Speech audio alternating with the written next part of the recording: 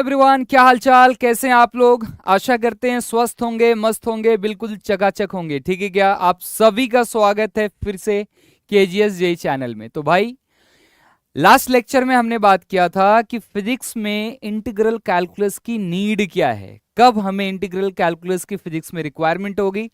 तो हमने देखा था कि अगर कोई क्वांटिटी कॉन्टिन्यूसली चेंज हो और उनको हमें जोड़ना हो तो वहां समेशन के लिए हम integration as a summation tool use करेंगे। और हमने साथ साथ ये भी देखा था कि अगर y का इंटीग्रेशन x के रिस्पेक्ट में हो किसी x1 से लेके x2 तक, तो अपन उसको area under Y X graph भी कह सकते हैं x1 टू x2 तक। ये बात हमने करा था। तो आज के इस लेक्चर में हम एसेंशियली उन दोनों चीज को area under curve and integration करने के तरीके को सीखेंगे, बहुत सारे प्रॉब्लम्स लेके। बात समझ में आ रही है क्या। तो चलिए शुरू करते हैं, ठीक है क्या। तो अगर टॉपिक्स हाईलाइट की बात करें तो ये कि इंटीग्रेशन का पार्ट 2 है। इस लेक्चर में हम जो है इंटीग्रेशन को बेसिकली एंड कर लेंगे। समझ में आ रही है क्या बात। तो भाई स्टार्ट करते हैं सबसे पहले कुछ रूल्स के साथ कि भाई इंटीग्रेशन अगर हम करेंगे तो सर उनके रूल्स क्या होंगे, है ना। ओके। तो पहला जो रूल आपका मैं आपको बताने वाला हूं वो बहुत ही सिंपल है कि मान लीजिए कोई कांस्टेंट है और उस कांस्टेंट के साथ प्रोडक्ट में वेरिएबल है और इंटीग्रेशन का सिंबल। अब ये इंटीग्रेशन अगर मान लो x के रिस्पेक्ट में कर रहे हो तो ऐसे में आपको कांस्टेंट को बाहर लाना है और सिर्फ मेरे भाई वेरिएबल को अंदर रखना है। ध्यान में रहेगी ये बात। एंड एक दूसरा मेरे भाई कि मान लीजिए u भी है और उसके साथ v भी है, w भी है, कोई c भी है माइनस में। इन सारे को आप ऐसे लिख सकते हैं कि इंटीग्रेशन ऑफ u अलग से, v अलग से, w अलग से और c का अलग से। बात समझ में आ रही है। ऐसा अपन कर सकते हैं। बिल्कुल ही आप चिंता मत करो, क्वेश्चंस के साथ चीजें बिल्कुल ही क्लियर हो जाएगी आपके सामने, ठीक है। समझ में आ रही क्या बात। ये दोनों रूल्स है, इसका ख्याल रखना है आपको, ठीक है क्या। ये पहली और ये। इसके अलावा मेरे भाई, इसके अलावा हमें कुछ फॉर्मूले की रिक्वायरमेंट है और उन फॉर्मूले को अपन यहाँ पे नोट करने के बाद जो है बढ़ेंगे क्वेश्चंस की तरफ, ठीक है क्या। अपन कुछ फॉर्मूले देख रहे हैं यहाँ पे, ठीक है मेरे भाई। सबसे पहला फॉर्मूला जो हमारे काम का होगा, काफी बार ये आपके यूज में आएगा, वो है, मान लीजिए आपको बोला गया कि इंटीग्रेशन है x की पावर n का, x के रिस्पेक्ट में। तो बेसिकली आपने क्या करना है, x की पावर में से 1 को जोड़ना है और जितना पावर जुट के आया उसको नीचे लाना है और यहां पे एक कांस्टेंट c लाना है। अब साहब ये कांस्टेंट c कौन है, तो इसको अपन बोलते हैं आर्बिट्रेरी कांस्टेंट। समझे। बिल्कुल नहीं समझे। क्या है सर ये आर्बिट्रेरी कांस्टेंट। डोंट वरी, अभी थोड़ा सा हम पूरे फॉर्मूले को लिख लेते हैं, देन उसके बाद अपन आर्बिट्रेरी कांस्टेंट को ही पहले समझेंगे कि ये होता क्या है, यहां पे आया कैसे। समझ में आ रही क्या बात। यस। दूसरा फॉर्मूला हमारा हो जाएगा, मान लीजिए कि कहीं भी आपको साइन एक्स मिले,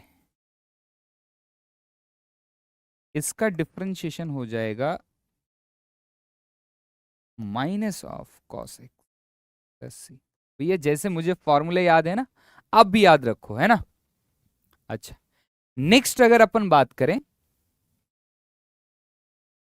अगर मान लो मैंने बोला कि cos x है तो cos x का हो जाएगा मेरे भाई, क्या होगा बताओ, sin x। याद करना है आपने जैसे मैंने याद किया है, ठीक है। डिटेल तो बहुत ज्यादा वो मैथ्स में पढ़ेंगे आप, वहां पे इंटीग्रेशन पढ़ाया जाएगा। मान लीजिए आपको बोला गया कि सेक स्क्वायर एक्स है ना? तो मेरे भाई इसका याद रखना है, आएगा 10x प्लस सी। ठीक है। फिफ्थ आपको बोला गया कि मान लीजिए कोसेक स्क्वायर एक्स है। ठीक है, इसका आएगा माइनस कॉट एक्स। ठीक है। नेक्स्ट, अगर आपको बोला जाए सिक्स्थ में, क्या बोला जाए कि मान लीजिए आपके पास सेक एक्स है और इंटू 10x है, तो इस पूरे का इंटीग्रल आ जाएगा सेक एक्स प्लस सी। सेवंथ में मैं कह सकता हूं कि मान लीजिए आपको ऐसा प्रॉब्लम मिले जहां पे cosec X into cot X हो, तो भैया minus cosec X plus C. ये फॉर्मूले आपको नोट डाउन करने हैं। बात समझ में आ रही है क्या? ठीक है क्या? इसके अलावा मेरे भाई आपको कुछ और स्टैंडर्ड फॉर्मेट के फॉर्मूले की रिक्वायरमेंट है, जो आप यहां पे मेमोराइज करके चीजों को आगे बढ़ाएंगे। क्या मतलब? ये तो आपके सामने आया ही। इसके अलावा है ना कुछ स्टैंडर्ड फॉर्मूले, स्टैंडर्ड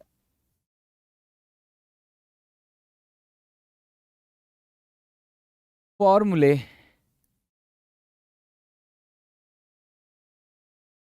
फॉर आवर एप्लीकेशन। हमारे फिजिक्स में एप्लीकेशन के लिए कुछ स्टैंडर्ड फॉर्मूले हैं जिनको आपको बेसिकली मेमोराइज करना है ना, मेमोराइज करना। मैथ्स में अपन देखेंगे ना, मैथ्स में डिटेल जाएंगे कैसे होता है। क्या मतलब? जो लिखा रहा हूं ये आपका कौन सा था? सेवंथ। सीक्वेंस वही रख रहा हूं मैं, ये एट्थ हो गया आपका। ठीक है। मैं क्या बोल रहा हूं, मान लो आपको ऐसा कहीं फॉर्मेट मिले, कैसा साहब? साइन के एक्स टाइप मिले, है ना? तो आपने क्या करना है, सीधे सीधे याद रखना है, साइन, साइन का क्या होगा? रिकॉस ना, तो माइनस कॉस के एक्स डिवाइडेड बाई, मेरे भाई याद रखना है ये जो एंगल में ये के कांस्टेंट वाली चीज जो गुणा में है, नहीं समझे आप? अभी एग्जाम्पल लेके समझा रहा हूं आपको। जैसे मान लीजिए साइन 2x है। क्या है? Sign 2x। ठीक है क्या? अगर साइन 2x है तो इसका इंटीग्रल x के रिस्पेक्ट में आप करेंगे minus cos 2x, minus cos 2k के जगह डिवाइडेड बाई 2, यानी जो कांस्टेंट, प्लस सी। बात समझ में आई क्या? ठीक है, नहीं आई बात समझ? ले लेता हूं एक दो इलिस्ट्रेशन आपको लिखा के यहीं पे समझा देता हूं। फॉर एग्जाम्पल, मैंने बोला साइन 4x। ठीक है, साइन 4x, इसको इंटीग्रेट करना है। ठीक है, क्या करेंगे? सिंपल, मास्टर ने सिखाया, cos 4x डिवाइडेड बाई 4, यहां तो माइनस यहां से। बोलो कोई दिक्कत होनी तो नहीं चाहिए, है ना मेरे भाई? उसी तरीके से नेक्स्ट आपने वही याद रखना है कि मान लो cos kx,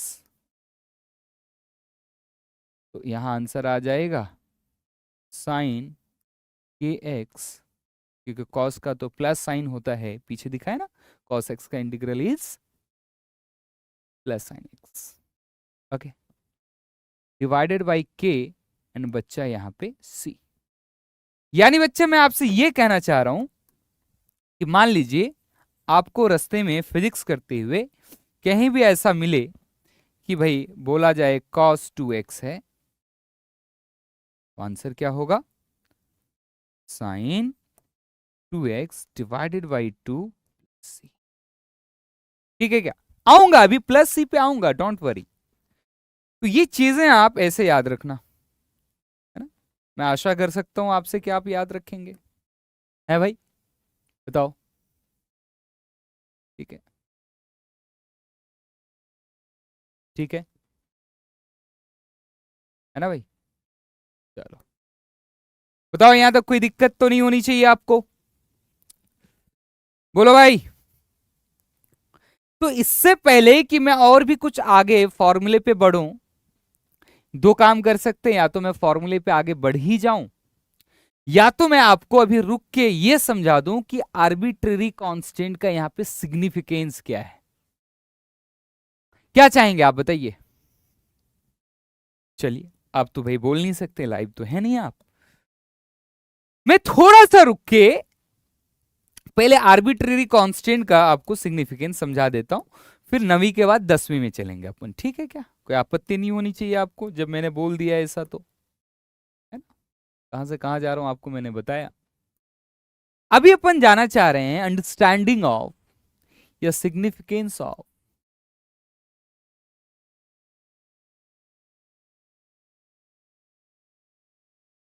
आर्बिट्रेरी कांस्टेंट। ठीक है, क्या सिग्निफिकेंस है साहब, आइए देखते हैं। ठीक है, मुझे बताइए आर्बिट्रेरी कांस्टेंट में कि यार अगर मैं बोलूं y बराबर है x का स्क्वायर प्लस 1, और यार बच्चों मैं आपसे पूछूं dy अपॉन डी एक्स बताओ, तो आप बोलोगे कि sir d upon D x square का अलग से, d अपॉन डी एक्स 1 का अलग से, तो एक्स स्क्वायर का 2x आएगा, और 1 तो कांस्टेंट है तो उसका 0 होगा। मैंने बोला बात तो सही बोल रहे हो। एंड आपके इंफॉर्मेशन में एक बात मैं ऐड कर दूं कि बोला जाता है integration is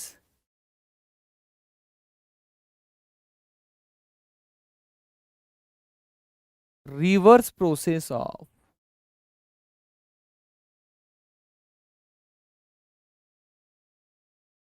differentiation.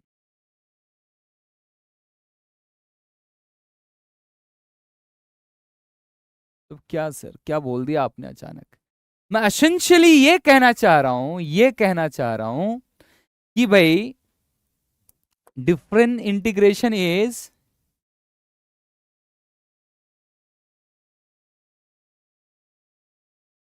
Anti derivative. नहीं समझे? मतलब मैं ये समझाना चाह रहा हूं, आपके नॉलेज में ये चीज रखना चाह रहा हूं, देसी भाषा में अगर अपन बात करें तो मतलब ये है डिफरेंशिएशन का मतलब तोड़ना, डिफरेंशिएशन है ना, का मतलब है तोड़ना, देसी भाषा में याद रखो आप। और इंटीग्रेशन का मतलब है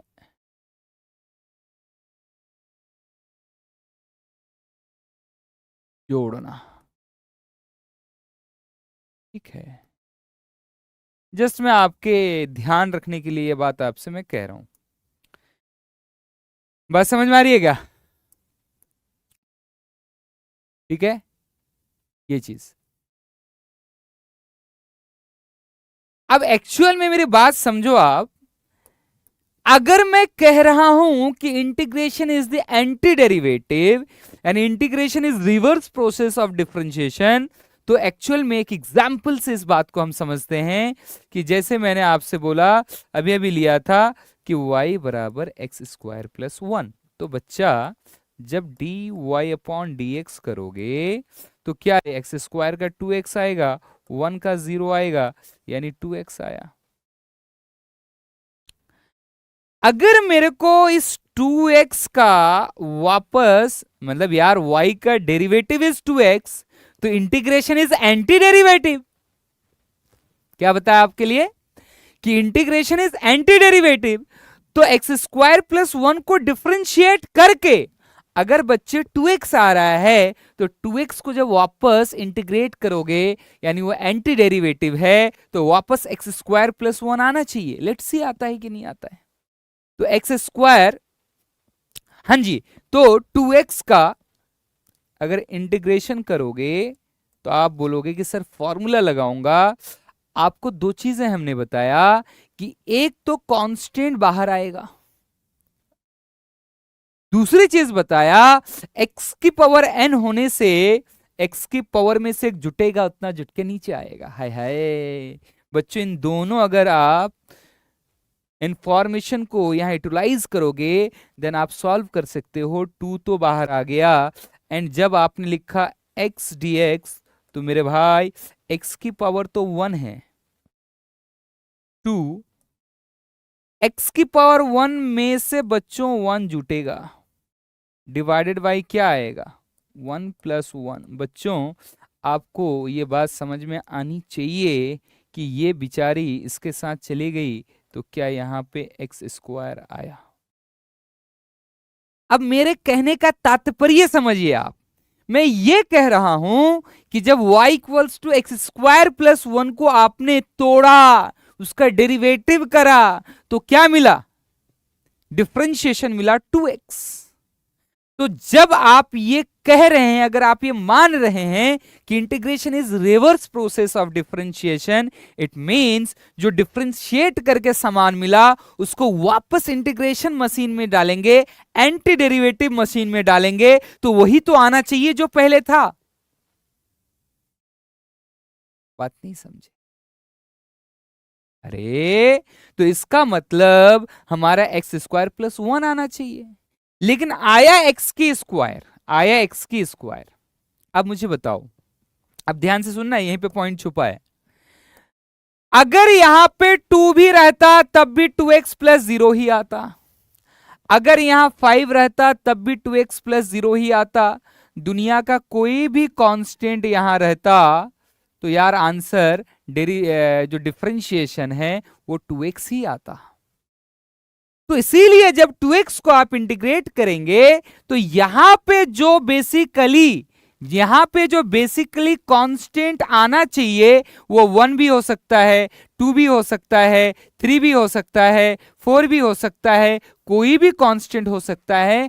हमें अश्योरिटी नहीं है इस बारे में। एक बच्चा बोलेगा सर दिख तो रहा है 1 है, रे घोंचू, इससे ये काम किए वापस इससे यहां जाएंगे।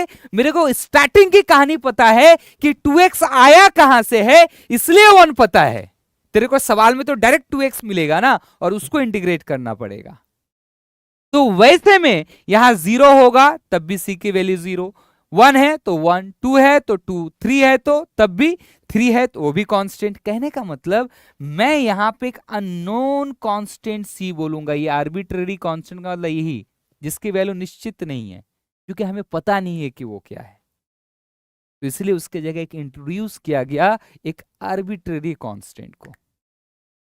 बात नहीं समझे? तो इसीलिए सारे फॉर्मूले में यू कैन सी हियर कि भाई c plus C plus C plus C plus C हर जगह पे है। बात समझ में आई क्या? ठीक है भाई, हैं? तो बढ़े आगे फिर, यहां तक कोई दिक्कत? बोलो भाई।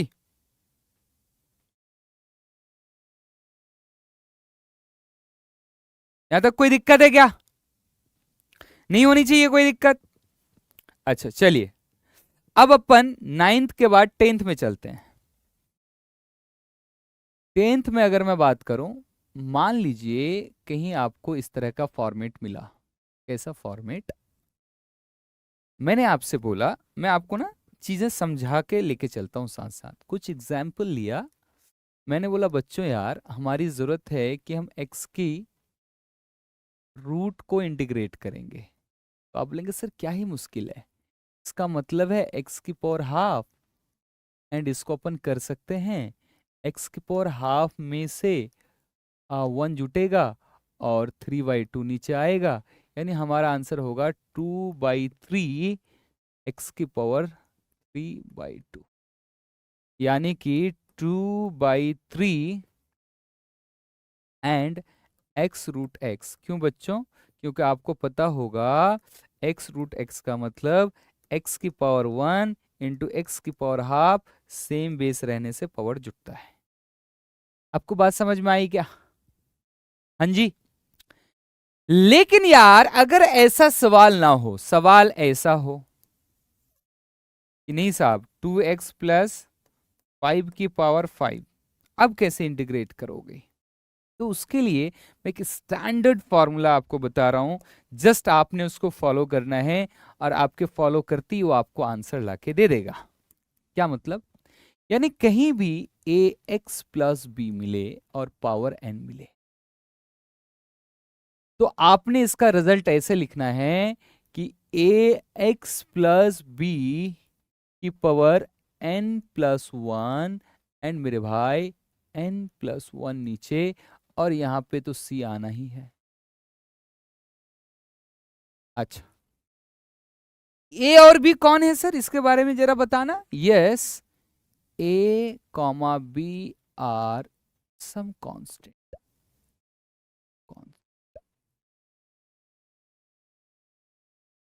समझ में आई बात आपको? नहीं आई समझ बात? बोलो भाई। ए और बी क्या है आपका? कोई कांस्टेंट। तो अगर आपको ये समझ में आ गया होगा तो आपसे अगर मैं अब सवाल पूछ दूं तो आप उस सवाल को आंसर कर सकते हैं। कैसा सवाल? सवाल आपको मैं दे रहा हूं। मैंने एग्जाम्पल के तौर पे बच्चों बोला 2x प्लस 5 की पावर 6, इसको इंटीग्रेट करना है। यार घर घर बच्चा बच्चा बोलेगा साहब 2x प्लस 5 की पावर 6 प्लस 1 डिवाइडेड बाई। अच्छा हाँ, यहाँ पे एक चीज जो रिमेनिंग है वो आपका छूट चुका है कि यहाँ a का कॉफिशिएंट कितना है। बताइए a का कॉफिशिएंट कितना है? a का कॉफिशिएंट सॉरी x का कॉफिशिएंट कितना है? a है ना। तो यहाँ पे एक चीज जो छूट चुका है बच्चा वो है a। नहीं समझे बात? सवाल से समझाता हूं ना। एक तो 6 प्लस 1 आएगा ही बच्चा, ए की पावर ए एक्स प्लस बी की पावर एन, तो एन प्लस 1 ये एन के जगह और ये एन प्लस 1, और ये जो एक्स का कॉफिशिएंट 2 है ना ये यहां पे आएगा। बस ये ख्याल रखना है साहब। तो आंसर कितना आ गया? आंसर आ गया 2x प्लस 5 की whole power 7 divided by 7 two जा 14 प्लस सी आंसर हमारा। अगर आपको कम समझ में आया हो तो नो वरी, मैं एक दूसरा सवाल ले लेता हूं ना। कौन सी मुश्किल बात है? मैंने बोला 3x प्लस 1 की पावर 4, इसको अगर इंटीग्रेट करना है बच्चों क्या सिखाया? 3x प्लस 1 की power 4 plus 1, 4 plus 1 divided by, बच्चा क्या सिखाया? एक तो x का कोफिशिएंट और n प्लस 1 बोले तो 4 प्लस 1 नीचे आया प्लस सी। तो बच्चा मेरा आंसर क्या आ गया? 3x प्लस 1 की पावर 5 एंड नीचे बच्चा कितना आया? 5 3 जा 15। बात समझ में आई क्या? प्लस सी। बोलिए कोई दिक्कत है तो इसमें? हाँ भाई कोई दिक्कत है? दिक्कत तो बताइए। हाँ भाई समझ में आया होगा आशा करते हैं। है भाई? तो ऐसे सवाल आपको इस तरीके से करने, इस फॉर्मेट को याद रखना है और ये फॉर्मेट आपका आंसर लाके देगा। ठीक है? अपन बहुत ही कॉन्साइज वे में चीजों को देख रहे हैं। जब आप इंटीग्रेशन मैथ्स में पढ़ोगे ना काफी लंबा चलता है भाई, और बहुत इंटरेस्टिंग भी होता है कैलकुलस वहां पे। ठीक है? तो मैं जैसे जैसे आपको यहाँ पे बता रहा हूँ बस उतना ही हमारा रिक्वायरमेंट है, उस पे उससे एक कदम आगे का रिक्वायरमेंट नहीं, जितना बता रहा हूँ बस उतना ही। ठीक है क्या? अब सुनो मेरी बात। अगर मैं आपसे बोलूं नेक्स्ट फॉर्मेट में कि मान लीजिए कि कहीं ऐसा मिले आपको, कितना था फॉर्मेट यार? आई थिंक 9 था ना? यस, नहीं 10 था। 10 के बाद 11 में मेरे भाई मैंने आपको बोला कि फॉर्मेट ऐसा मिले कि 1/x, तो क्या होगा आंसर? क्या तुम्हें याद है? इसका आंसर होगा ln नेचुरल लॉग x। अब तुम बोलोगे सर ये कैसे हुआ, ये कैसे हुआ, जरा समझाना। नहीं समझाऊंगा, नहीं समझाऊंगा तुम्हें। तुम इसको याद रखो, ये फॉर्मूला के तौर पे याद रखो यार, हैं? जहां भी देखे मास्टर ने बोल किया दिया physics is logic of all sciences, पीछे पड़ गए सर समझाओ तो कैसे। अरे यार मैथ्स एज ए टूल पढ़ा रहा हूं भाई, ये तो नहीं समझाने वाला मैं।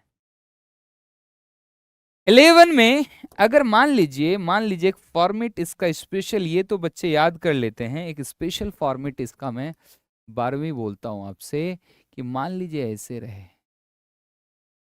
तूने मेरे जाना, देख 1/a x+b,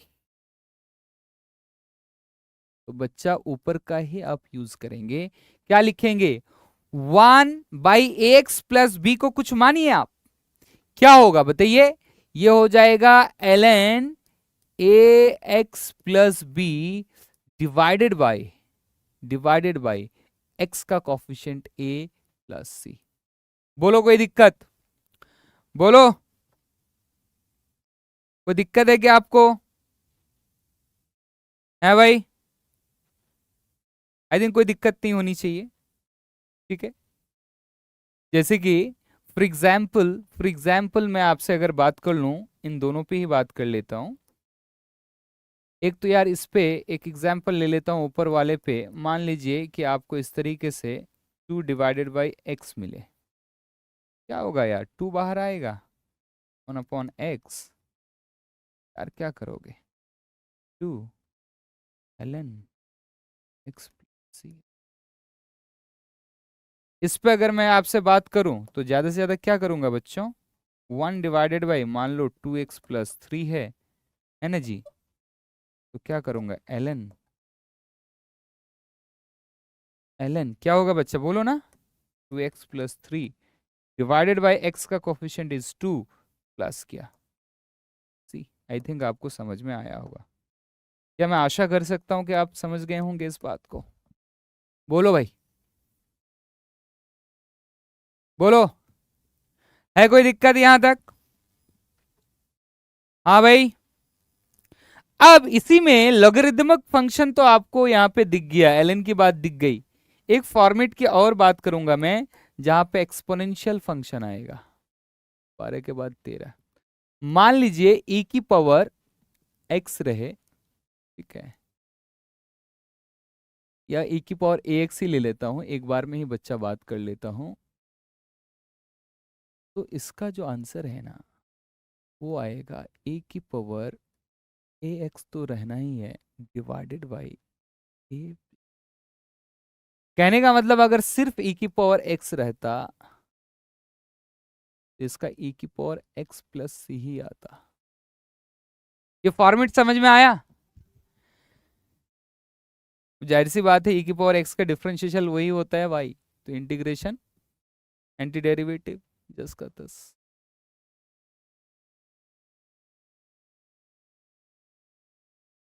इस पे अगर बेटा इलस्ट्रेशन में लूं तो बहुत सिंपल सिंपल बातें आपसे करी जा सकती है कि मान लीजिए कि आपको बोला e की पावर 3x, यार घर घर बच्चा बच्चा बोलेगा मास्टर ने पढ़ाया e की पावर ax, बच्चा a कौन है रे? सम कांस्टेंट है ना, a और b जहां भी मिले आप कांस्टेंट बोल दीजिए। यहाँ पे बच्चा a कौन था, a और b कौन था? सम कांस्टेंट, है ना।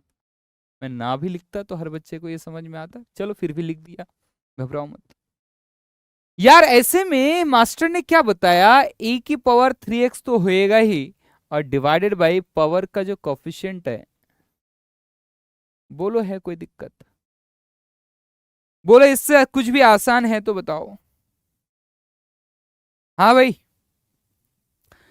कुछ क्वेश्चंस और भी ले लेता हूं बच्चे। यार मान लीजिए e की पावर -x/2 है, क्या करोगे? अरे मास्टर ने बताया जो पावर है वो तो रहने दो, एंड पावर का जो कोफिशिएंट है में 1/2 प्लस सी, यानी हर एक बच्चे को ये बात समझ में आना चाहिए कि answer would be minus of 2e⁻⁻x/2 plus C. बोलो है कोई दिक्कत? बोलो भाई, यहां तक क्लियर है क्या? बताइए। आई थिंक किसी बच्चे को दिक्कत नहीं होनी चाहिए। हाँ भाई, क्या क्या पढ़ा दिया आपको?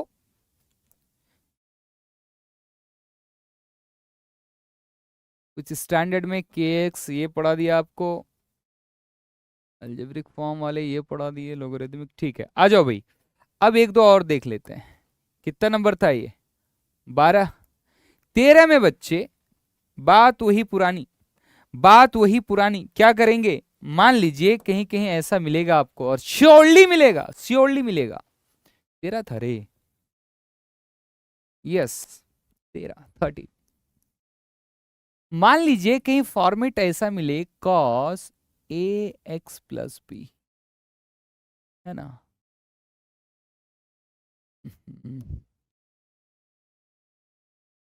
आपने याद रखना है कि इसका आंसर हो जाएगा, cos का तो साइन होता है पॉजिटिव में, ax plus B divided by x का कोफिशिएंट प्लस सी, खत्म।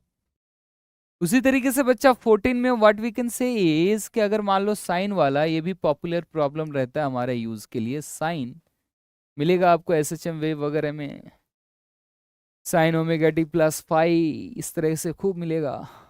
तो क्या हो जाएगा? साइन ए एक्स प्लस बी। ए बच्चा, साइन का तो माइनस कॉस मास्टर ने बताया, minus cos A x plus. यार मेरे को जैसे याद है ना, आप भी वैसे याद करो, दिल पे लेने वाली कोई बात नहीं है ना? ये दोनों को याद रखो आप, है ना? आप बोलोगे सर थोड़ा समझाना कि कैसे कैसे क्वेश्चंस दिख जाएंगे हमें, फिर हम कैसे करेंगे। लेता हूं ना एग्जाम्पल, एग्जाम्पल लेता हूं ना। एग्जाम्पल में मैंने आपसे बोला, लेट से आपसे पूछा गया या हमारी जरूरत है ऐसी कि कहीं मिला साइन 2x प्लस 3, तो आंसर हो जाएगा साइन का तो minus cos 2x plus 3 divided by, क्या बताया मास्टर ने? बोलो, x का कोफिशिएंट 2 नीचे आ गया, प्लस सी। बताओ, है कुछ इससे आसान? किसी ने बोला कि नहीं जी ऐसा है, cos 4x प्लस 5,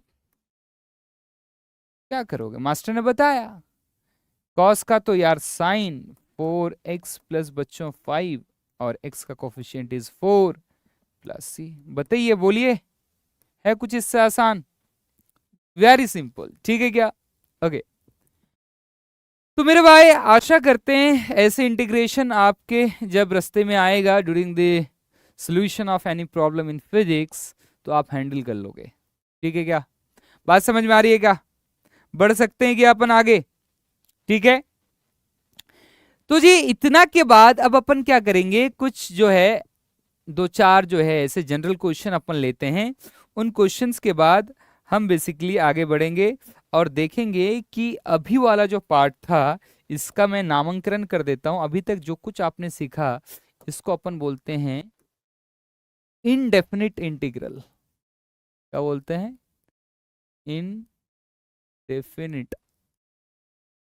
अब तुम बोलोगे सर क्या मतलब, सब ठीक था अभी तक, क्या बीच में नाम घुसेड़ दिया आपने इनडेफिनिट इंटीग्रल? अरे यार एक्चुअल में बताओ इनडेफिनिट क्यों बोला गया इसको?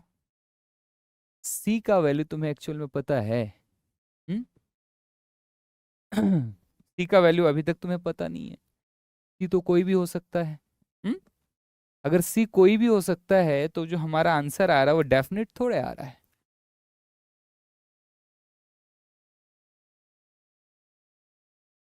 ठीक है, इसका मतलब इसीलिए चूंकि सी हमारा कुछ भी हो सकता है, इसीलिए इसका नाम दिया गया इनडेफिनिट इंटीग्रल। बात समझ में आई क्या? लेकिन अब मेरे भाई पता है अब हम क्या करेंगे, अब हम लगाएंगे लिमिट, है ना। यानी कि अब इतना कुछ सीखने के बाद एक दो सवाल तो मैं और ले लेता हूं फॉर योर कन्वीनियंस, है ना। Some general problems, let's say मैंने एग्जांपल के तौर पे सम जनरल प्रॉब्लम्स, है ना, फॉर प्रैक्टिस। जो कि सीखा वही सफिशिएंट है, उसी पे अब मैं दो चार और सवाल ले लेता हूं, क्योंकि अभी तक जो मैंने इलिस्ट्रेशंस लिया था वो हर एक फॉर्मूले के फॉर्मेट पे एग्जैक्टली लिया था कि इस टाइप का ऐसा होगा, इस टाइप का ऐसा होगा करके, ठीक है। तो मैं चाह रहा हूँ कि कुछ कॉमन भी बात कर लूँ आपसे, उन्हीं में से कुछ और क्वेश्चन जो है बेसिकली डिजाइन करके मैं थोड़ा सा यहाँ for your confidence upon discuss कर लेते हैं। जैसे कि बच्चों एक बहुत ही इंपॉर्टेंट बात जो मैं अभी आपसे करने वाला हूं कि कहीं भी आपको मान लीजिए कि ऐसे बोला गया कि ये 4 है और dx है, अब बोलेंगे इसका वैल्यू क्या आएगा, ऐसा कहीं मिले आपको, है तो क्वेश्चन के रूप में आपको बता रहा हूं, लेकिन ये रिजल्ट आपको ध्यान रखना बहुत इंपॉर्टेंट है। यार बच्चों बताओ क्या मैं इसको लिख सकता हूं 4 इंटू एक्स की पावर 0? हर बच्चा बोलेगा, घर घर बोलेगा यस सर, क्योंकि किसी भी संख्या की पावर 0 मतलब 1 होता है। तो अगर मैं x 4 इंटू एक्स की पावर 0 लिख रहा हूं, इसका मतलब मैं गलत नहीं लिख रहा हूं, बिकॉज यहां पे x की पावर 0 इज 1, तो 4 इंटू 1 इज 4।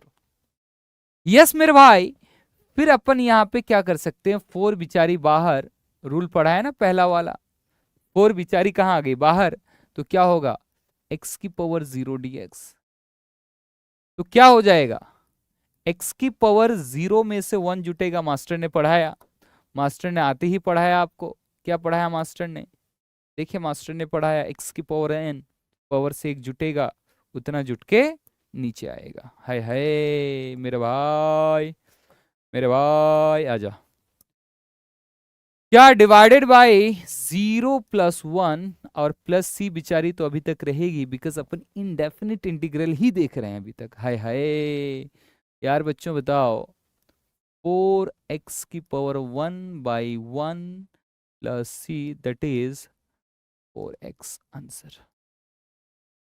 यानी कि मेरे भाई, यानी कि मेरे भाई कल होके तुम्हें रास्ते में कहीं ऐसे डीवी मिलेगा, हम्म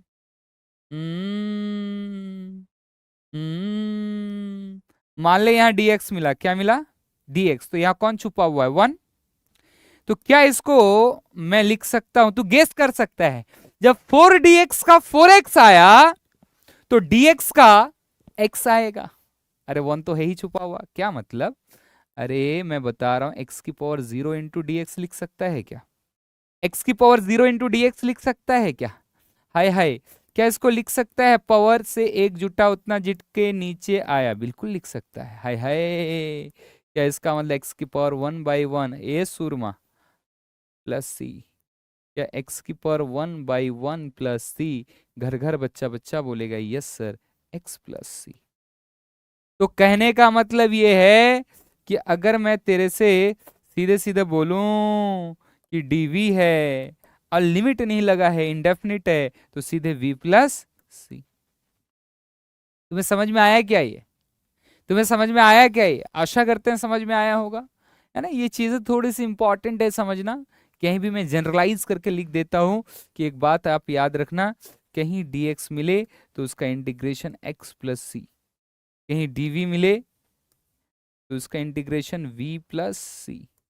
बस याद रखना जब मैं डेफिनिट इंटीग्रेशन की बात करूंगा तो बच्चे यार वहां पे ये सी भग जाएगा, सी क्यों भगेगा, रुक जाना बात करूंगा ना, क्यों लोड ले रहा है जीवन में इतना, बात करूंगा सी क्यों भगेगा, समझ में आ रही है बात, समझ में आ रही है बात, यस। चलिए बढ़ते हैं आगे, कुछ और प्रॉब्लम्स लेते हैं मेरे भाई। मैंने बोला कि y इक्वल्स टू लेट से, हाँ ऐसे लिया 1 डिवाइडेड बाई रूट एक्स, कैसे करोगे आप इसको सॉल्व, कैसे करोगे सॉल्व, बहुत सिंपल है यार, क्या मैं इसको लिख सकता हूं 1/x की पावर हाफ, यस मेरे भाई रूट का मतलब हाफ। हाय हाय, यानी बच्चों ऊपर लेके जाऊंगा तो क्या बच्चों, एक्स की पावर माइनस हाफ। हर बच्चा बोलेगा यस सर, कोई दिक्कत नहीं है। हाय हाय, बच्चों ध्यान से देखोगे तो एक्स की पावर एन वाला फॉर्मेट बन चुका है। यस, तो आप में से हर बच्चे को अब याद हो चुका होगा, पावर से एक जोड़ेंगे उतना जोड़ के नीचे लाएंगे, यानी एक्स की पावर इज माइनस हाफ, उनमें से वन को जोड़ूंगा और जितना जुटा उतने नीचे आएगा, और यहाँ प्लस सी होगा, चूंकि इनडेफिनिट इंटीग्रल है। जब इसको बच्चे सॉल्व करोगे तो क्या आ जाएगा बताओ, माइनस हाफ, यानी वन में से हाफ जाएगा तो नीचे हाफ होगा, नीचे का हाफ। चलो ये बच्चा बन के सॉल्व कर लेते हैं, क्या ऊपर हाफ बचेगा? यस, अरे वन में से आधा गया, और नीचे कितना आएगा? हाफ, यानी सुरमा टू ऊपर चला गया, और एक्स की पावर हाफ का मतलब रूट। अरे अरे अरे अरे अरे अरे अरे अरे प्लस सी, तो आ गया root two root X plus C. आशा करते हैं समझ में आया होगा आपको। बोलो भाई, जैसे कि अब तो मैं सीधे सीधे लिख सकता हूं ऊपर के रिजल्ट को देख के, कि कहीं मेरे को ऐसा मिलता 1/√v dv, यानी यहाँ पे हमारा कौन है? रूट वी की बात हो रही है, 1/√v, वी के रिस्पेक्ट में, तो ये इससे हमारा सीधे 2√v प्लस सी आंसर कर सकता हूं क्या? बताओ भाई। अच्छा, अब सुनो, मान लीजिए सवाल ऐसे ले लिया मैंने, थोड़ा रूल सेकंड आपको फिर से लगा के दिखाता हूं। मान लीजिए sine x, 4 sin x plus 3x का स्क्वायर प्लस 1 है। बच्चा इसको सॉल्व करना है, क्या करोगे? क्या मास्टर ने बताया 4 sin x का अलग से? यस। क्या 3x² का अलग से? यस। क्या 1 × dx का अलग से? यस। कोई बच्चा चाहता तो इस स्टेप को स्किप भी कर सकता था, वो डायरेक्ट सोचता सर 4 बाहर आया, 4 बाहर आया, साइन एक्स का माइनस कॉस एक्स। यस, 3 बाहर आया, x² का 2 + 1 पावर डिवाइडेड बाई 2 + 1। यस। अच्छा, 1 dx, अभी भी मास्टर ने पढ़ाया, अभी भी मास्टर ने पढ़ाया, अभी भी मास्टर ने पढ़ाया, dx का x आया था, यस आया था, तो लिखोगे x। और यहां भी कोई कांस्टेंट, यहां भी कोई कांस्टेंट, यहां भी सब कांस्टेंट मिला के एक आर्बिट्रेरी कांस्टेंट सी आया। देखो, कुछ कटेगा पिटेगा उसको काटो, छम छम खत्म, तो आंसर आया -4 cos x। एंड बच्चे यहाँ x³ प्लस x प्लस सी। बोलिए कोई दिक्कत? बोलिए भाई कोई दिक्कत? क्या आपको यहां तक चीजें समझ में आ चुकी हैं?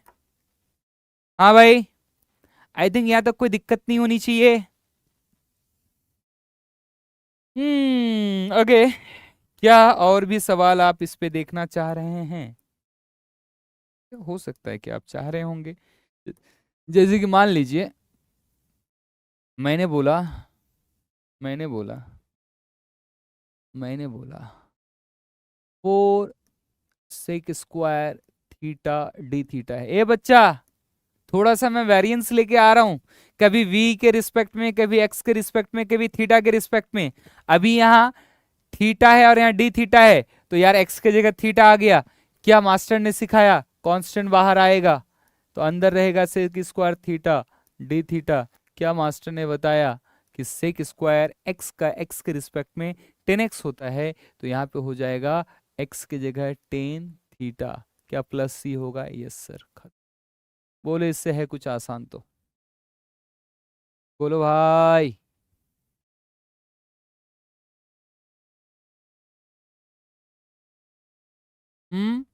लो भाई, एक क्वेश्चन और ले लेता हूं। मान लीजिए ऐसा कुछ है, e की पावर 5x प्लस 2/x -3। अब इसको सॉल्व करना है, कैसे कर लोगे भाई? मास्टर ने बताया e की पावर ax हो तो e की पावर ax बाई a, यानी a के जगह कौन है बच्चा 5। बताया तो था रे, ऐसे क्यों देख रहे हो यार, ऐसे क्यों देख रहे हो बताओ जरा, कहाँ बताया था? बताया था यहाँ पे e की पावर ax, तो e की power ax by a plus C, 3x था तो e की पावर 3x बाई 3 प्लस सी। बता क्या हो जाएगा, तो मैंने गलत करा क्या? बिल्कुल भी नहीं। तो क्या हो जाएगा अब यहाँ पे प्लस 2 1 अपॉन एक्स का क्या ln x होगा? यस, मास्टर ने बताया था, अभी मास्टर ने भी बताया था, क्या बताया था? कि 4 dx है तो 4x आया है, बताया था ना। तो बच्चे क्या यहाँ पे, क्या यहाँ पे, क्या यहाँ पे 3 × dx इज, अब तुम पागल हो गए यार, मैं एक बार में कर दिया, मैं कर लिख सकता था इंटीग्रल ऑफ e की power 5x dx plus integral of 2/x dx minus 3 integral of 3 dx, लिख तो सकता था। हट, लिखो, शौक है तो।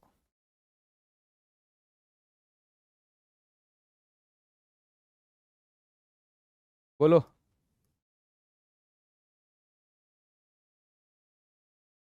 बोलो क्या आ जाएगा रे? e की पावर 5x अपॉन 5, बोलिए, -2 बाहर और अपॉन x का, बोलो अब, है कोई दिक्कत?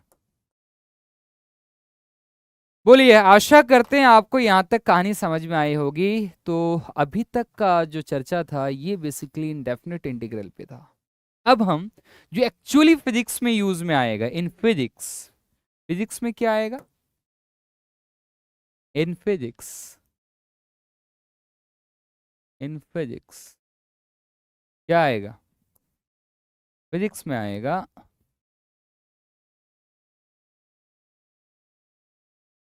We need of definite definite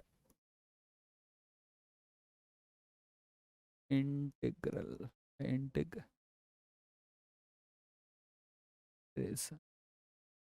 बस समझ में आएगा? तो ये डेफिनेट इंटीग्रेशन क्या है सर? तुमने देखा है, बस नामांकन कर रहा हूं फिर से, है ना? तुमने देखा हुआ है बिल्कुल, ये पता है, पता है, पता है कैसे? यार तुमने, याद है तुम्हें कुछ लिखा था ऐसा कुछ, y, अच्छे से लिखता हूं, if y is function of x then sum of y dx from x की वैल्यू x1 to x की value x2 is called integral of, पढ़ा था ऐसे, पुरानी बात बता रहा हूँ पिछले लेक्चर का, इंटीग्रल ऑफ क्या, y with respect to x from x1 to, ये जो चीज है ना जो आप लिख रहे हो, ये एसेंशियली इसका मीनिंग है, इसका एसेंशियली मीनिंग है समेशन। अरे जोड़ो ना, रे जोड़ो ना, बताया था ना, जोड़ो ना इंटीग्रेशन का, summation of y from x1 to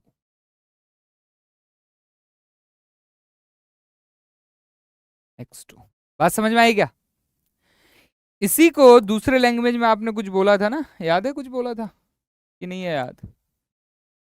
करो याद, कुछ और भी बोला था मैंने इसको, तो बुरा नहीं लगना चाहिए ये बात, मैंने बताया था तुम्हें लास्ट क्लास में।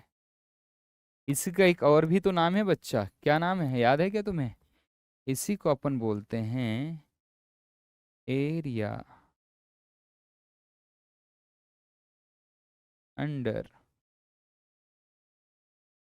वाई एक्स का फंक्शन है, Y X graph from X की वैल्यू x1 टू, सुंदर करके लिखता हूं, x बराबर x1 टू x बराबर,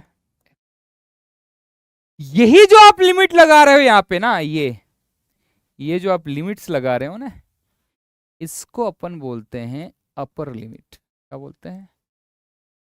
अपर लिमिट। आपने सारा काम ऑलमोस्ट कर लिया है, अब थोड़ा सा कुछ और इसमें एक एडिशन है, ये है लोअर लिमिट। ठीक है बच्चे, अब यही जो आप लिख रहे हो तो ये क्या है? इसी का एक और नाम अपन कह सकते हैं, this is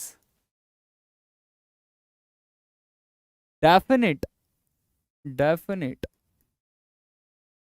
integral of y with respect to x।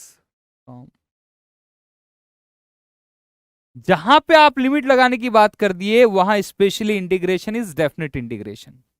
यानी यार बच्चे, पिछले सवालों में आप देखोगे, पिछले सवालों में अगर आप देखोगे तो हमारे पास जो है, अगर मान लो जोड़ना था x के रिस्पेक्ट में, तो x के किस वैल्यू से कहां तक जोड़ना था ये हमें पता नहीं था। किसी भी सवाल में देख लो, यहां पे अगर देखोगे x के किस वैल्यू से कहां तक जोड़ना था पता नहीं था, तो वह एक आर्बिट्रेरी कांस्टेंट आया था। लेकिन अब हमने एक सीमा बांध दिया कि x के दिस वैल्यू से x के इस वैल्यू तक आपने जोड़ना है। तो अब जो हमारा इंटीग्रेशन है बच्चों, वो कहलाएगा डेफिनेट इंटीग्रेशन। क्या कहलाएगा? Definite integration. तो नोट में ध्यान रखने वाली बात क्या है? NOTE, note. क्या? देखो कैसे लिख रहा हूं। अब डेफिनेट इंटीग्रेशन, जब डेफिनेट इंटीग्रेशन जब करेंगे तो क्योंकि लिमिट्स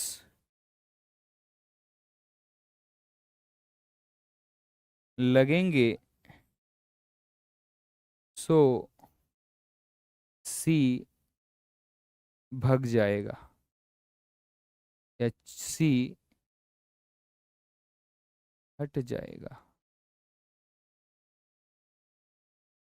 अब सी नहीं लिखना है आपको, अब आपको सी नहीं लिखना है, अब आपको सी लिखने की जरूरत नहीं है, बिकॉज आपने क्या करा, आपने यहां पे लिमिट्स लगा लिया।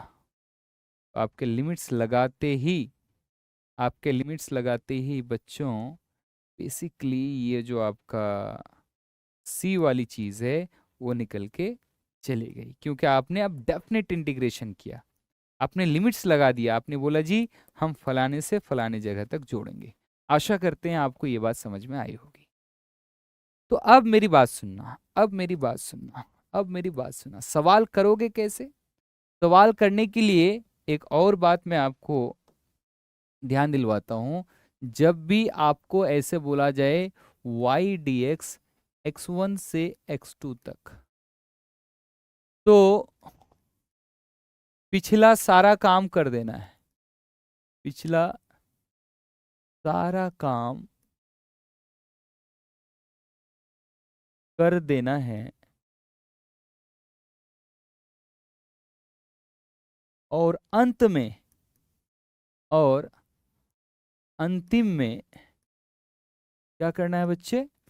अंतिम में लिमिट्स चखाना है, लिमिट्स, है ना, चखाना है। लिमिट्स कैसे चखाएंगे बच्चे?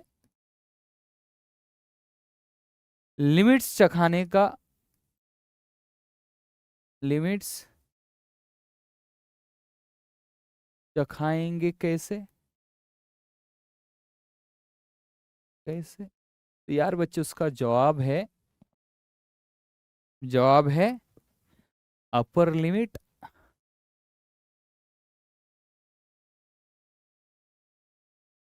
रखेंगे, है ना, या चखाएंगे, माइनस माइनस देके लोअर लिमिट। बस इतनी ही बात आपको ध्यान रखना है, अब सारा सवाल बन जाएगा। अब हम सीधे सवाल पे आएंगे।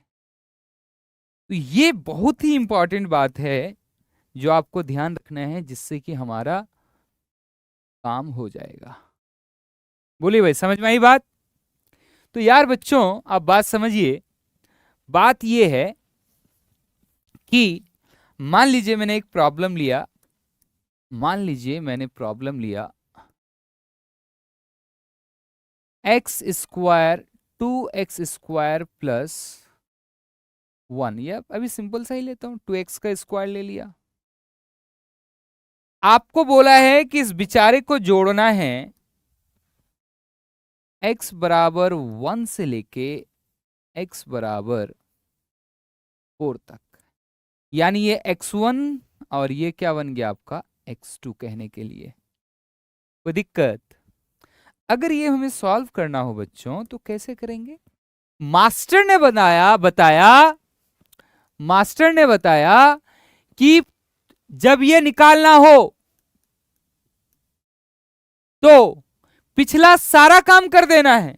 पिछला काम कौन सा? लिमिट लगाने से पहले जो सीखे क्या मास्टर ने बताया, 2 बाहर आएगा, x² dx, कहां से कहां, ये तो बाद में रख देंगे, हम लिमिट रख देंगे बाद में। कहां से कहां बोलिए? लिमिट को अभी इग्नोर करो, सीधे लिखो क्या 2x² 2 होगा क्या। लेकिन बच्चा ये समझ में नहीं आया तुम्हें? 2 बाहर आया, x की पावर 1 में से 1 जुटा तो 2 हुआ, और वही 2 कहाँ आया? 2 कहाँ आया? वही पीछे आया। बात समझ में आई क्या? तो क्या हो जाएगा यहाँ पे, ये और ये कटेगा, लिमिट रख देना है बच्चा। लिमिट तुम्हारा आएगा कहां से कहां तक? क्या दिया था, क्या दिया था? 1 से लेके 2 तक। ये अंदर वाला काम ही तो पिछला काम है रे। ये पिछला काम कौन सा है? किसको हम पिछला काम कह रहे हैं? यही जो काम किए, यही क्या है, लिखा था ना पिछला काम। पूरा देसी भाषा में बोल रहा हूं मैं आपको, ताकि चीजों को आप बहुत अच्छे से लर्न कर पाए। ठीक है क्या? बुकिश भाषा में अपन नहीं चलते हैं। ठीक है क्या? ये तो समस्या है इस बच्चों को, इसलिए आती है कम समझ में। तो ये पिछला काम है। अब क्या करेंगे? अब हम इसमें लिमिट लगाएंगे। क्या पिछला काम से ही x का स्क्वायर आया था? यस। लिमिट कहां से कहां तक? 1 से 2 तक। मास्टर ने क्या सिखाया? मास्टर ने सिखाया पहले अपर लिमिट रखो। बच्चे ये 1 2 किनके लिमिट से, किनके वैल्यू जो है x के, तो x के जगह पे क्या रखोगे? 2 का स्क्वायर, बीच में minus, upper limit minus lower limit. This one is upper, ये अपर है, अपर लिमिट, समझे? और ये क्या है? ये क्या है? Lower limit. समझे बच्चे? नहीं समझ में आया तुम्हें? तो 2 का स्क्वायर माइनस 1 का स्क्वायर, तो क्या हो गया? 4 माइनस 1 इज 3। बोलो, है आसान? बोलो भाई, कोई दिक्कत? बोलिए, कोई दिक्कत इसमें? मेरे भाई, इससे आगे अपन क्या कर सकते हैं? इससे आगे अपन क्या कर सकते हैं? एक प्रॉब्लम और लेते हैं। मान लीजिए आपको बोला गया सेक स्क्वायर थीटा है। बोला था ना एक्स की जगह थीटा भी आ सकता है। 0 से लेके π/2। क्या होगा भाई? क्या करोगे? पिछला काम कौन सा है? सेक स्क्वायर थीटा का क्या होगा? Tan theta. क्या बच्चे सी रखेंगे? नहीं, चूंकि अब लिमिट लग गया। कहां से कहां तक? 0 से लेके π/2 तक। क्या सिखाया मास्टर ने? Upper limit. बच्चा ये कौन है? ये π/2 0 कौन है? एंगल है, तो लिखोगे 10 π/2। माइनस बीच में तरीका मास्टर ने सिखाया था, माइनस, ये देखो माइनस है ना, माइनस, ठीक है, बीच में रखेंगे माइनस, तो क्या हो जाएगा? -10। लोअर लिमिट क्या है बच्चा? 0 degree. 10 π/2, 10 90 is infinity and 10 0 is 0, तो आंसर कितना आया? इन्फिनिटी। समझ में नहीं आया क्या? बोलो, क्या पढ़ा दिया तुम्हें ऐसा? बोलो भाई, यहां तक कोई दिक्कत? बोलिए, अगर यहां तक कोई दिक्कत है तो बिल्कुल बोल सकते हैं। आप चाहे तो कमेंट कर लीजिए, कोई समस्या नहीं है। हाँ भाई, तो आशा करते हैं ऐसे सवाल आप कर लेंगे। ठीक है, जब आप कोई टेक्स्ट बुक देखेंगे तो उसमें इस पे बेस्ड काफी सवाल मिलेंगे आपको। क्या आप ऐसा चाह रहे हैं कि मैं कुछ क्वेश्चंस और करा दूं इस पे? लो करा देता हूं। मान लीजिए एक क्वेश्चन ले लिया, 3x² प्लस, क्या ले लो बोलो ना यार, आजा सनम आजा, 3x² प्लस 1 की पावर, बोलो बोलो बोलो लो, 3x प्लस 1 की पावर 4। क्या ही करना है यार बताओ, 0 से लेके 1 तक जोड़ना है मान लो।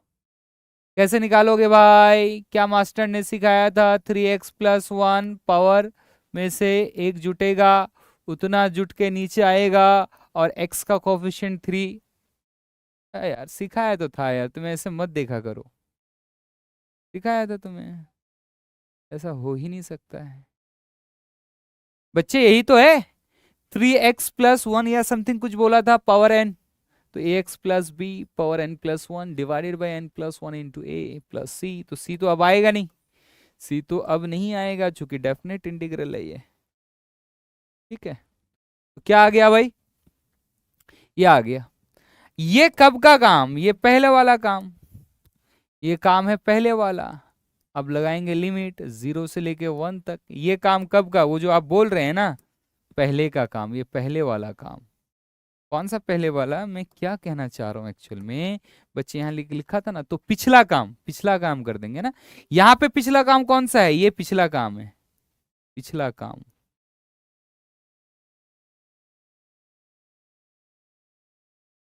जिसमें आप इनडेफिनेट इंटीग्रल करते थे प्लस सी रखते थे, और प्लस सी नहीं रखा चूंकि लिमिट रखा, प्लस सी की जगह लिमिट रखा। अब उसके बाद अभी वाला काम कि upper limit minus lower limit. बहुत आहिस्ते आहिस्ते समझने की चीजें हैं, ना परेशान होने वाली कोई बात नहीं है इसमें। ठीक है, अब क्या करेंगे यार? अब क्या करेंगे? अब इसमें क्या करेंगे हम, सुनना मेरी बात। क्या हम लिख सकते हैं 3x प्लस 1 की पावर 5 डिवाइडेड बाई 5 3 जा 15, लिमिट कहाँ से कहाँ तक? 0 से लेके 5 तक। अपर लिमिट रखोगे, फिर लोअर लिमिट रखोगे, x के जगह और सॉल्व करोगे। क्या मुझे ये काम करके देना चाहिए? बस हो गया, this is how we solve. ठीक है, अब यार आखिर में ना हम इस बात को थोड़ा सा रिकैप करेंगे जो आप पहले पढ़ चुके हैं, और उस पे अपन थोड़ा सा कुछ प्रॉब्लम लेके चीजों को मोर क्लैरिफाई करते हैं। ठीक है, क्या क्या पढ़ा था याद है तुम्हें? यस, अभी आते हुए भी तो लिखा था। हम पढ़ाने जा रहे हैं एरिया अंडर कर्व, इसी का दूसरा नाम है बच्चे ग्राफ। आपकी सहायता के लिए मैंने बोल दिया एरिया अंडर ग्राफ। ठीक है, चलो भाई, है ना, कोई आपत्ति? बोलो। हाँ, तुम्हें याद है? अब दोबारा लिख के क्यों टाइम खराब किया जाए जब मैंने यहाँ पे लिखा था? हैं, लिखा था ना कहीं पे, कहीं दोबारा लिखा था? नहीं लिखा गया? क्या बात कर रहे हो? चलो भाई। हम्म इंटीग्रल, ओके ओके ओके, चलो लिख देता हूँ दोबारा। क्या लास्ट क्लास में आपको पढ़ाया गया था कि अगर मैं y dx लिखता हूँ, y dx लिखता हूँ, ये देखो यहाँ पे लिखा था, ये तो ढूंढ रहा था मैं। क्या इसका नाम है area under Y's graph from x1 to x2? Yes, यानी कहने का मतलब बच्चा, थोड़ा सा अगर मैं आपको रिकैप करवाऊँ चीज़ों को, कोई मुश्किल वाली बात तो है नहीं। मान लीजिए मैंने ऐसे बोला, कैसे बोला, ऐसे देखो, देखेगा ही नहीं, देखो क्या हो जाएगा। मान लीजिए ये y है, और मान लीजिए ये x है बच्चा। मान लीजिए एक ग्राफ है बेचारी, कुछ ऐसे। ठीक है, अब मान लेते हैं अपन कि ये जो वैल्यू है x का, वो, ओहो, ये x1 है, ये वैल्यू बच्चा दिख रहा है आपको? नहीं दिख रहा है क्या? नहीं दिख रहा तो अभी दिखाता हूँ, ठीक है? अब परेशान होने की कोई बात नहीं है, ठीक है यार बच्चे, बात बिल्कुल समझने की है। लेट्स से ये x1, लेट्स से ये x2, ठीक है बच्चे? तो ये वाली जो एरिया है, ये वाली जो एरिया है, ये वाली जो एरिया है यहां से यहां तक,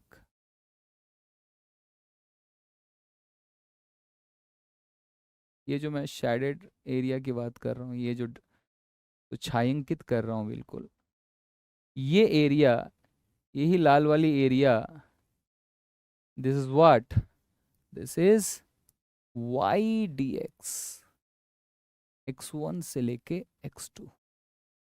अब भी समझ में नहीं आया? यही क्या है आपका एरिया अंडर कर्व। अब मैं कुछ स्टैंडर्ड सवाल ले रहा हूं, जिससे कि मैं इन चीजों को फर्दर क्लैरिफाई करना चाहूंगा, क्योंकि काइनेमेटिक्स करते ही ये चीजें आ जाएंगी जब आप ग्राफ्स की बात करेंगे वहां पे, ठीक है? बात समझ में आ रही है क्या? ये चीज वैसे पढ़ा चुका था मैं पहले ही आपको, फर्स्ट क्लास के लास्ट में।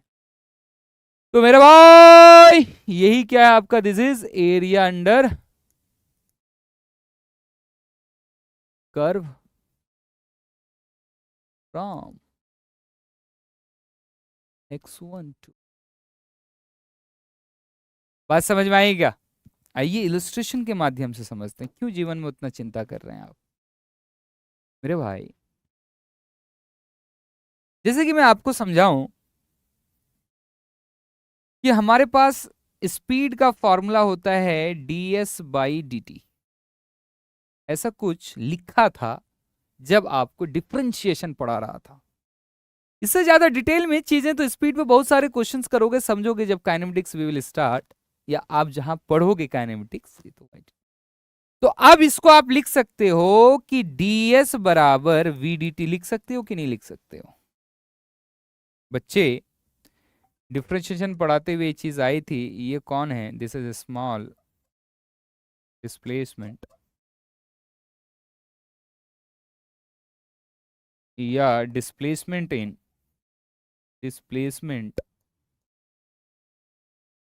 इन कितना टाइम बच्चा? dt time. अब अगर मेरे भाई, अब अगर मेरे भाई मेरे को टोटल निकालना रहे, तो क्या मैं टोटल डिस्प्लेसमेंट के लिए इंटीग्रेट करूंगा? ds का क्या करूंगा? इंटीग्रेशन, और इधर v इंटू डी टी। अब ये डिस्टेंस मेरे को कहां से कहां तक निकालना है ना? मान लो मेरे को निकालना है t1 से लेके t2 तक, तो हमारे पास s का फॉर्मूला ये आ गया,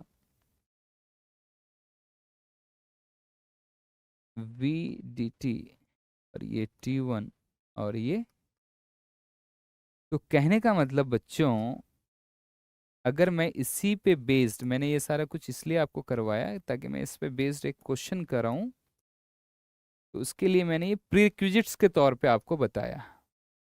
यस, इन बातों की आपको रिक्वायरमेंट है, चलो ठीक है, इनकी रिक्वायरमेंट आपको ये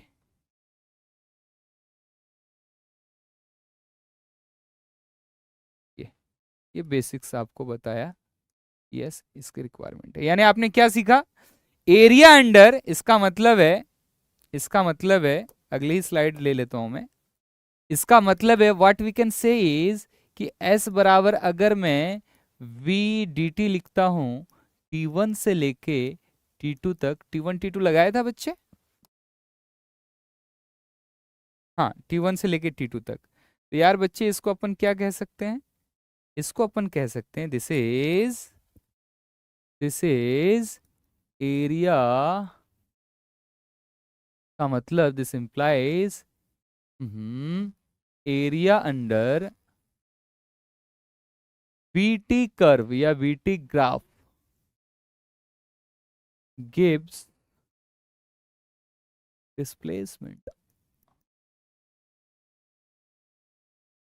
देखो काइनेमेटिक्स की थोड़ी बातें हैं, लेकिन भाई मैं आपको एक प्री रिक्विजिट्स के तौर पे ये बता रहा हूँ। प्री रिक्विजिट का मतलब समझते हो, आगे के सवाल को करने के लिए ये बात आनी चाहिए, ठीक है। अब यार इसमें क्या है, देखो अब बच्चे बोलेंगे सर हम तो 10 to 11 आ रहे हैं और हमें तो यार ये सब पता ही नहीं, रेट ऑफ चेंज या कुछ। अरे तुम्हें इंटीग्रेशन डिफरेंशिएशन पढ़ा के ये लिखा रहा हूं ना। जब डिफरेंशिएशन बताया था तो वहां पे बताया था कि delta S upon delta T is average, और उसमें डेल्टा टी टेंस टू 0 करोगे तो इंस्टेंटेनियस आ जाएगा। तो v instantaneous is d s upon d t, है ना। उसी से ये चीज करा है, तो उसी को आगे मैंने फर्दर प्रोसीड किया। क्या प्रोसीड किया मैंने कि मेरे भाई अगर ds is v d t, और ये भी दिखाया था तुम्हें, ये भी दिखाया था तुम्हें करके, और यहीं पे बताया था, यहीं पे बताया था तुम्हें मैंने कि जब आप बेसिकली v लगातार बदलेगा तो एक्चुअल में आप डायरेक्ट आप s बराबर वी टी नहीं लगा सकते हो। इंटीग्रेशन के बेसिक में समझाया था। तो अब जब इसको s लिख रहे हैं t1 से t2 vdt, तो इसका मतलब this is integration of v with respect to time from t1 to t2। This can be, ये चीज आप ऐसे भी कह सकते हैं कि this is area under VT graph from t1 to t2, जो कि बेसिकली आपको डिस्प्लेसमेंट दे देता है। बात समझ में आई क्या? दिस इंप्लाइज अच्छे से कर देता हूं, दिस इंप्लाइज इसका मतलब। तो अब मैं यहाँ पे एक एग्जाम्पल लेके आपको चीजें समझा रहा हूं। मान लीजिए आपको कहीं सवाल मिला, और डेफिनेटली सवाल मिलेगा जब आप काइनेमेटिक्स पढ़ोगे तो वहाँ ग्राफ के क्वेश्चंस मिलेंगे। लेट से बच्चा है, एक क्वेश्चन मैंने डिजाइन किया, ऐसे आपको एक क्वेश्चन मिला, ठीक है। कैसा क्वेश्चन मिला आ रहा हूं, ये आपको क्वेश्चन मिला। क्वेश्चन ऐसा है कि मान लीजिए इधर v है और मान लीजिए इधर t है। v वेलोसिटी है और t कौन है? टाइम है। बच्चा बहुत आराम से समझते हैं, टाइम इन सेकंड दिया हुआ है, इन सेकंड, एंड वेलोसिटी दिया हुआ बच्चा यूनिट है इसका इन मीटर पर सेकंड। बात समझ रहे हैं आप? अब यार मान लो एक ग्राफ आपको ऐसे दिया हुआ है, ग्राफ ऐसे कुछ दिया हुआ है आपको इस तरीके से,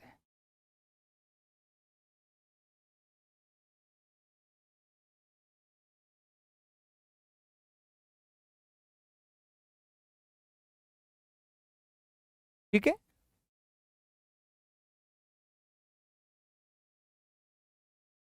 देखना आप ध्यान से, आपको बोला गया कि ये जो वैल्यू है, यहां देख रहे हो वैल्यू, इसके सामने ये वैल्यू मान लो 4 है, ये वैल्यू मान लो 2 है, ये वैल्यू मान लो 4 है, और ये कुछ भी ले लो, 5 ले लो, हटाओ।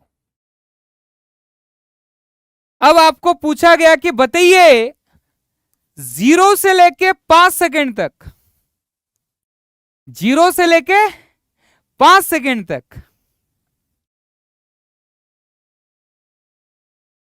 पार्टिकल कितनी चली। फाइंड डिस्प्लेसमेंट, डिस्प्लेसमेंट पूछा है, चलिए नहीं, फाइंड डिस्प्लेसमेंट फ्रॉम 0 to 5, ठीक है बच्चे।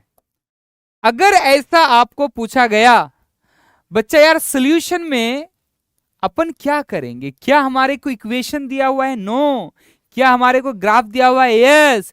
जब हमारे को इक्वेशन दिया हुआ रहेगा तो इंटीग्रेशन करेंगे प्योर, और जब ग्राफ दिया हुआ रहेगा तो वही वैल्यू हम एरिया से निकालेंगे। तो yes, what we can say is कि displacement from 0 to 5 second, 0 to 5 second is what we can say area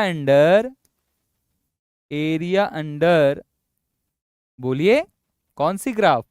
VT graph. देखो दिखाया था वीटी ग्राफ जो कि क्वेश्चन में दिया हुआ है, फ्रॉम कहां से कहां तक? 0 to 5 सेकेंड। बोलिए कोई दिक्कत है तो बोलो भाई, कोई दिक्कत? 0 to 5 सेकेंड, यानी मेरे भाई इट विल बी 0 to 5। ये जो होगा आपका क्या क्या होगा, लेट्स सी। यहां से यहां तक का एरिया ये पूरा, क्या ये एक आपका राइट एंगल ट्रायंगल है? राइट एंगल ट्रायंगल का एरिया होता है half into base is 0 to 2 is 2 into height is 0 to 4 is 4। छम छम कितना आया? 4 आया। और ये मीटर आएगा। तुम बोलोगे सर मीटर कैसे आएगा सर? अरे घोंचू, हाफ इंटू 2 जब लिया, 2 कौन था? Time, time 2 second, 2 second into क्या, इधर वेलोसिटी है मीटर पर सेकंड में, तो 4 मीटर पर सेकंड। क्षमा छम छम छम आया 4 मीटर। अब बोलो, बोलोगे कैसे आया? बोलो यार, ये कैसे आया? ये चीज बच्चे मैंने यहां ऐसे आपको समझाया। इन दोनों को देखो, ठीक है? ठीक है, बताओ। ठीक है, तो मेरे भाई कहने का मतलब ये है कि ये एरिया आ गया। अब अगर आप बात करेंगे तो आपको समझ में आएगा 0 से 2 ये चला कितना? 4। अच्छा, उससे आगे अगर आप बोलेंगे कि सर ये वाली एरिया कितनी, तो बिल्कुल निकालो ना, मैंने मना किया है क्या? ये वाली एरिया कितनी? एक आपका एक रेक्टेंगल टाइप कुछ बन रहा है, तो ये 0 से लेके 4 इज 2। अरे सॉरी, जो 2 से लेके 4 इज 2, और इधर कितना? बोलेगा ही नहीं। तो 4 into 2 कितना रे? 8 मीटर। अब मैं नहीं दिखाना चाहूंगा मीटर कैसे। अबे 4 मीटर पर सेकेंड इंटू यहाँ से यहाँ का गैप 4 - 2 इज 2 सेकेंड, तो मीटर पर second into second is second, second कटा ही बचा, तो कितना आ गया? +8। उसके आगे क्या होगा बताइए? उसके आगे मैं क्या समझाऊं आपको, बताइए? लो, मान लेते हैं बच्चा कि इस वाले की अब बात हो रही है।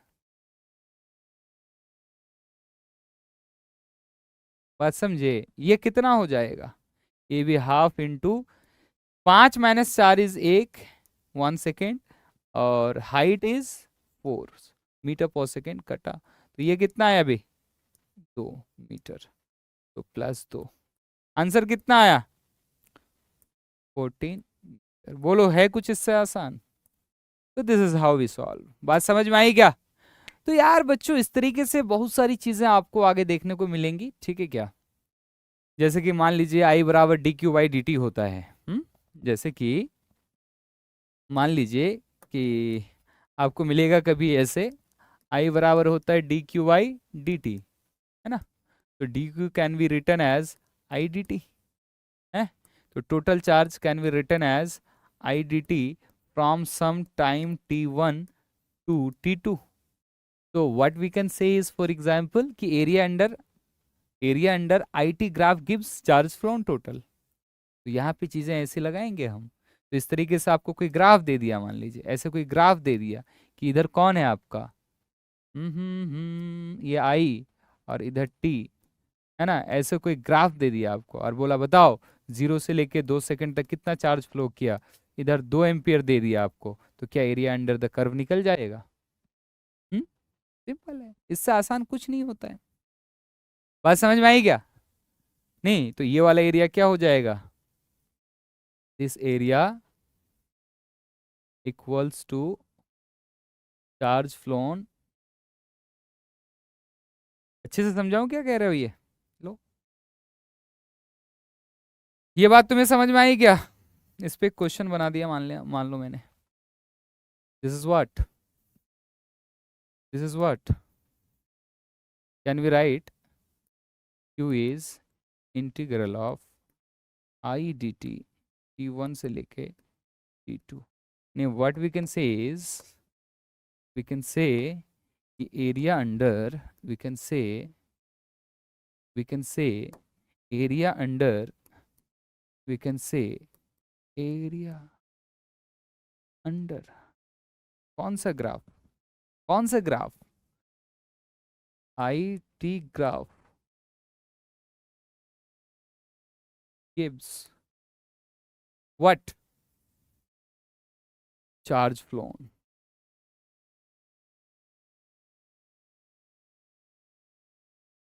जैसे एक एग्जाम्पल दे देता हूं, आप ट्राई करो इसको। मैंने माना बच्चों,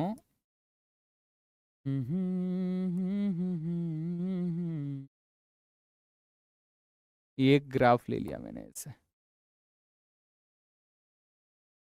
ठीक है।